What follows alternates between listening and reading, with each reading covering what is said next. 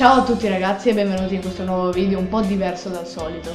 Come potete vedere dalla scritta dietro di noi e da questo gioiellino che abbiamo in mano, oggi vi portiamo una recensione di un oggetto tecnologico. Questo microfono Neewer Mini è un microfono che su Amazon costa 5 euro senza spedizione. Come potete sapere, questo microfono è destinato per un utilizzo da smartphone. Infatti noi il microfono attualmente ce l'abbiamo connesso allo smartphone di Leonardo.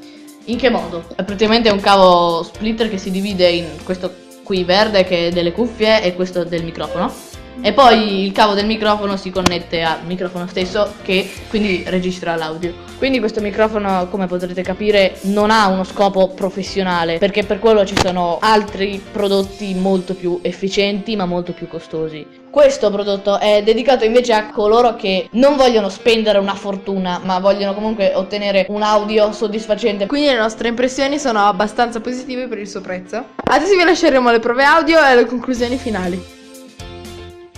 E questa è la prova audio del Neewer Mini da una distanza ravvicinata, media e abbastanza lontano. Ci tengo a precisare che in questa prova audio non ho utilizzato nessun tipo di modifica in post-produzione. Questa invece è la seconda prova audio nella quale ho applicato alcune modifiche in post-produzione, qualche modifica dei bassi, un po' di noise reduction e cose simili.